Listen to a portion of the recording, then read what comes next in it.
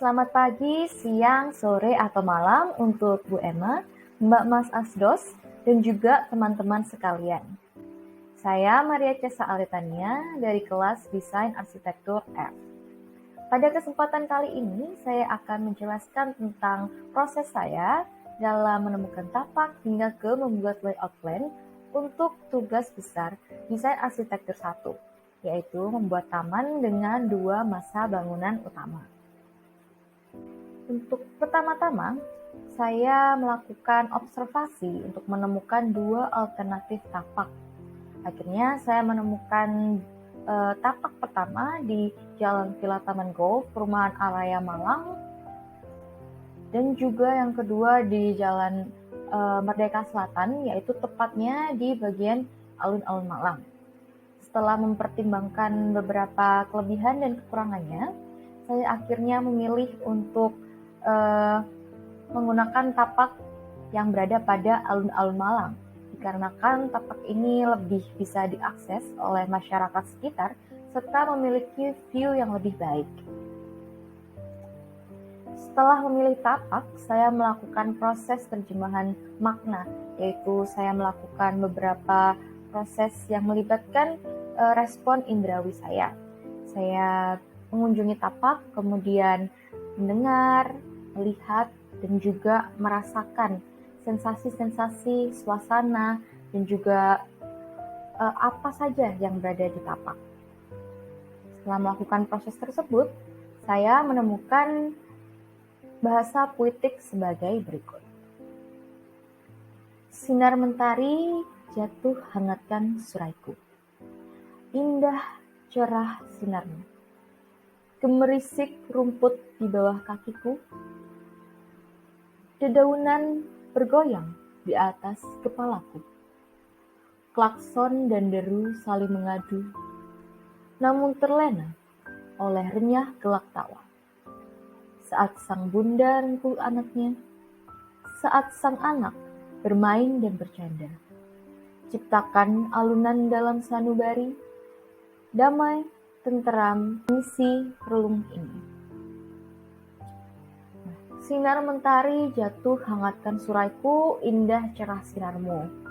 Ini berarti saya merasakan sinar matahari yang cukup terik karena saya mengunjungi tapak pada siang hari.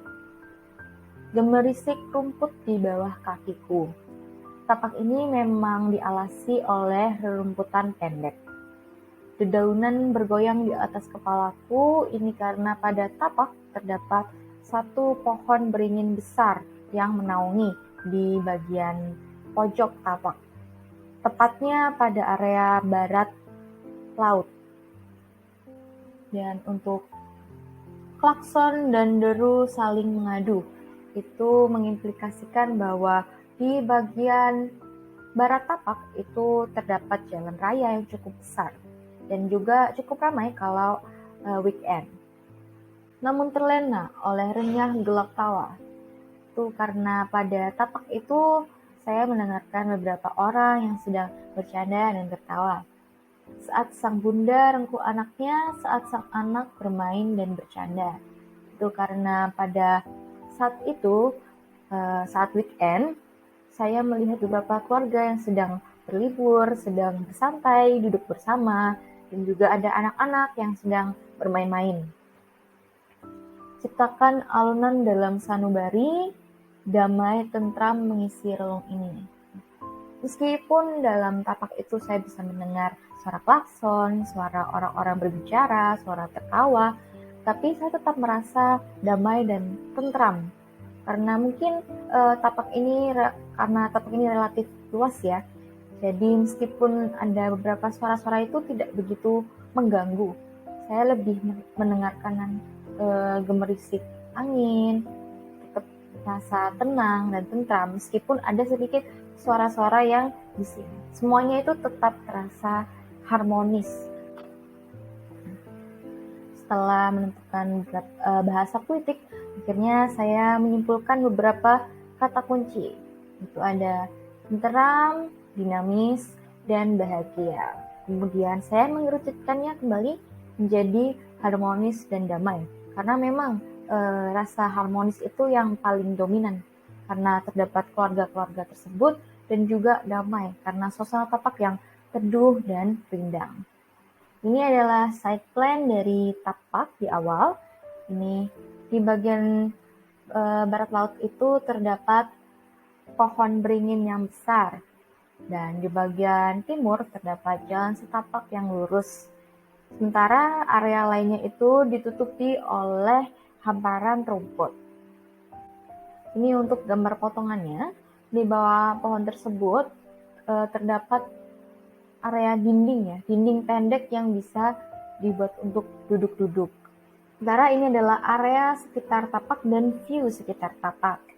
Nah, untuk di area timur sendiri, kita dapat melihat adanya alun-alun Malang karena memang Tapak ini berada pada area alun-alun Malang.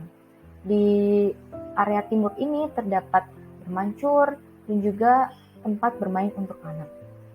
Sementara di sisi barat terdapat jalan raya yang luas dengan area parkir untuk alun-alun dan juga di seberangnya terdapat masjid serta area pertokoan dan bangunan-bangunan lainnya. Untuk selatan sendiri ini tetap area alun-alun Malang, di mana di situ terdapat jalan untuk akses, serta pada bagian utara itu terdapat area alun-alun lainnya yang lebih rindang karena banyak pepohonan. Setelah mengunjungi Tapak, akhirnya saya melakukan analisis Tapak dari tinjauan fungsi, aktivitas, dan fasilitas. Tapak ini seluas 20 x 20 meter di bagian alun-alun Malang, dan untuk pengunjungnya sendiri kebanyakan adalah anak-anak dan ada juga orang dewasa dan juga lansia. Untuk jumlah pengunjungnya atau orang yang berada pada Tapak itu pada weekday bisa 10 sampai 15 orang dan juga pada weekend bisa 15 sampai 20 orang.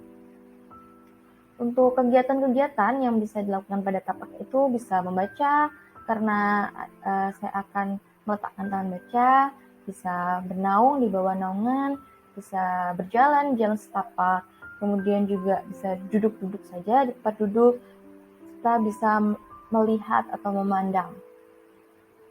Untuk pola pencapaiannya sendiri ada pola pencapaian radial dan bebas di mana orang-orang dalam Tapak bisa menyebar di seluruh area Tapak. Berikut adalah analisis Tapak. Untuk pencapaiannya, pada awalnya Tapak ini kan hanya memiliki jalan setapak di area barat, kurang bisa menjangkau pada area-area lainnya. Untuk menyiasati hal tersebut, saya meletakkan jalan setapak yang lebih bisa menjangkau seluruh area Tapak dengan pola yang radial,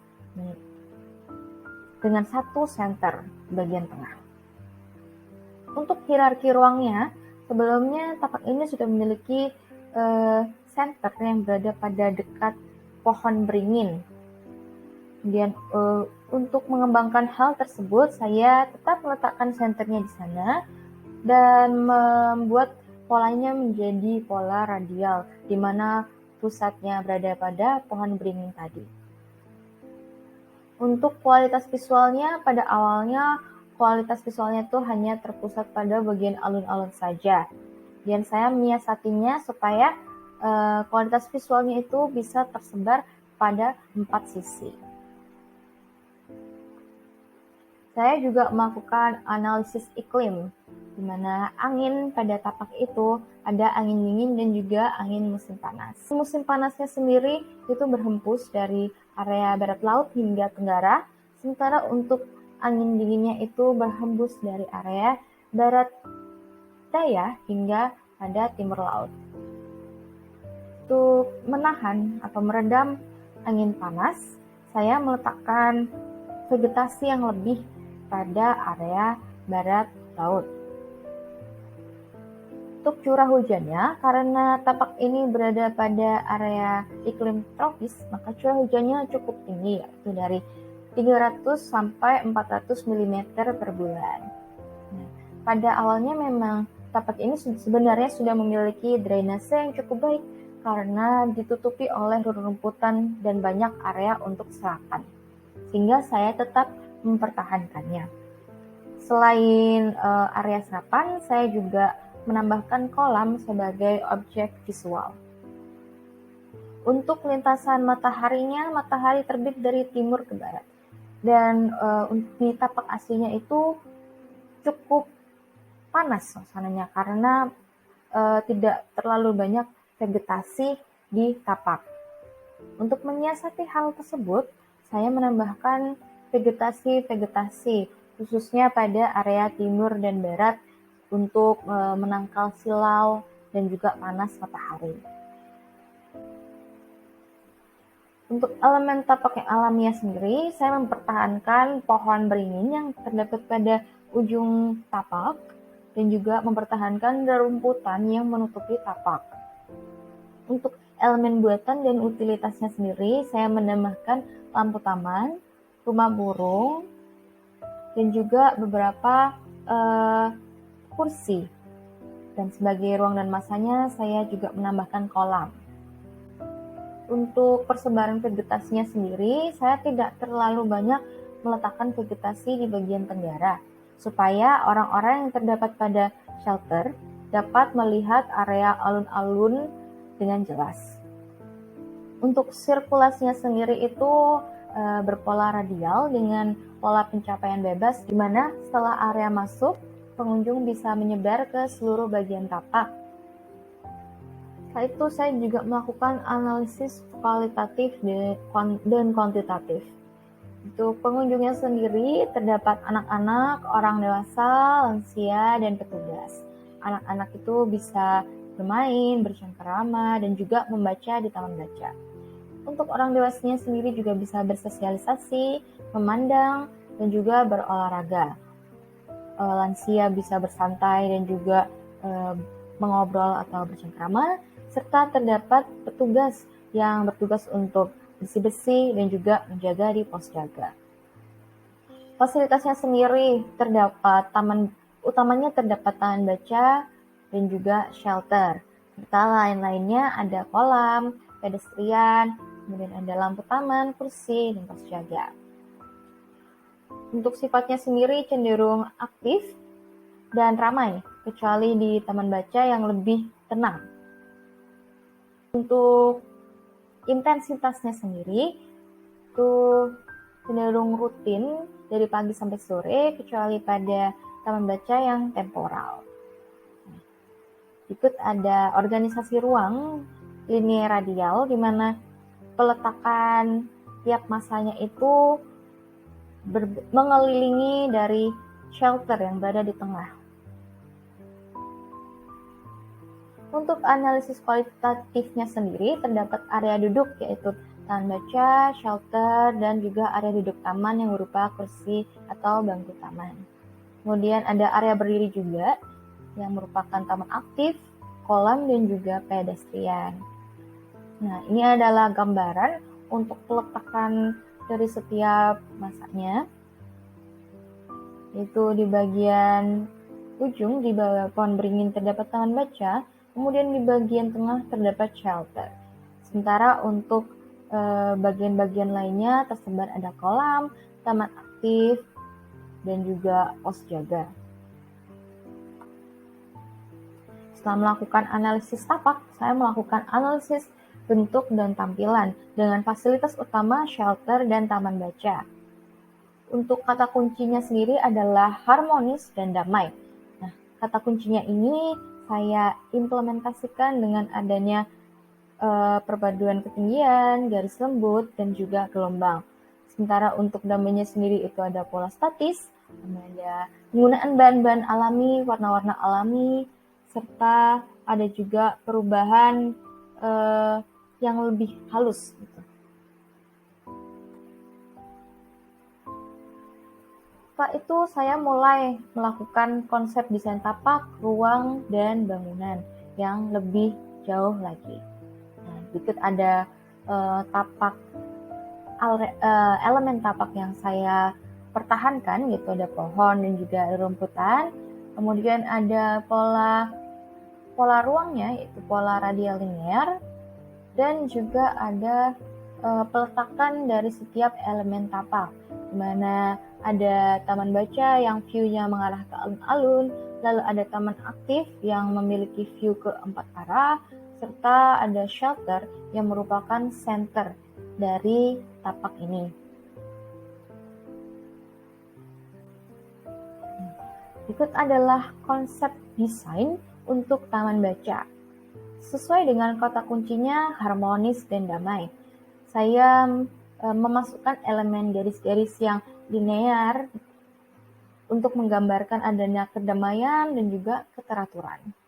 Saya juga terinspirasi dari orang-orang yang di tapak untuk menggambarkan kata kunci harmonis, yaitu ada simbolis dari orang yang berpelukan, yaitu bentuk yang overlapping. Tapak ini sendiri juga terletak pada bawah pohon beringin. Ini adalah desain taman bacanya dengan bentuk L yang saling bertumpukan atau overlapping.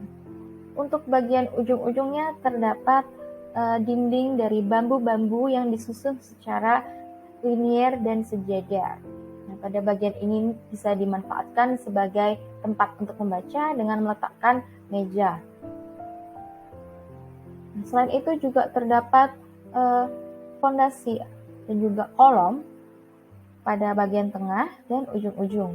Nah, untuk kolom yang pada bagian tengah sendiri ini juga difungsikan sebagai tempat untuk meletakkan buku atau rak buku.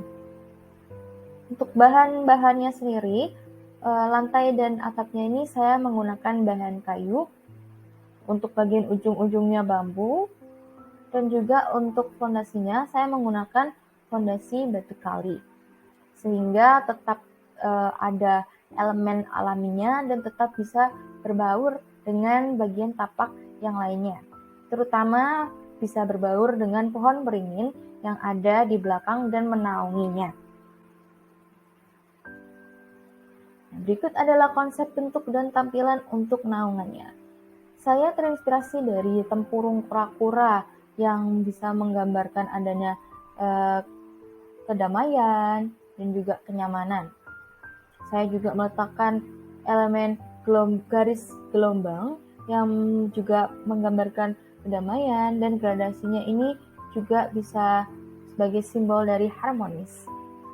Yaitu saya juga meletakkan garis-garis yang berkembang atau bergradasi, memiliki perbedaan ketinggian. Untuk desain naungannya sendiri ini berbentuk seperti kanopi yang membentuk seperti tempurung, dengan bagian depan dan belakang yang memiliki ketinggian yang berbeda. Untuk kursinya sendiri, saya mendesain kursinya dengan memiliki ketinggian yang berbeda. Jadi ada yang lebih pendek dan ada yang lebih tinggi. Selain itu, kursi yang di bagian samping ini juga bisa dipergunakan untuk kolom dan fondasi, mana fondasinya ini merupakan fondasi beton untuk menahan kanopinya. Kanopinya sendiri terbuat dari bambu, dengan naungannya terbuat dari bambu gritshell yang lebih ringan dan juga tetap menunjukkan kesan yang alami.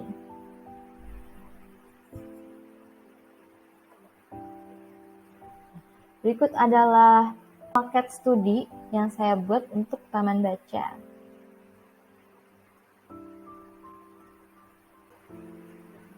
Dan berikut adalah desain untuk shelternya.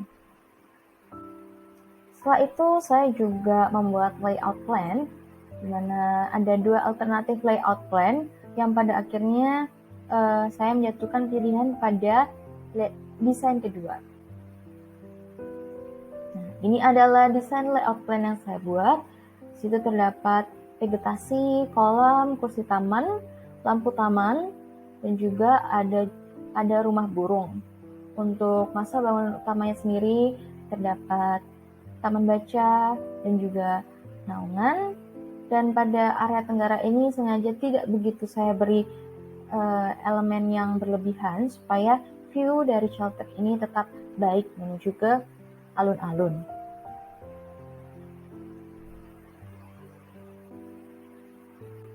Sekian penjelasan saya mengenai proses saya dalam mendesain, mulai dari menentukan tapak hingga pada menentukan layout plan.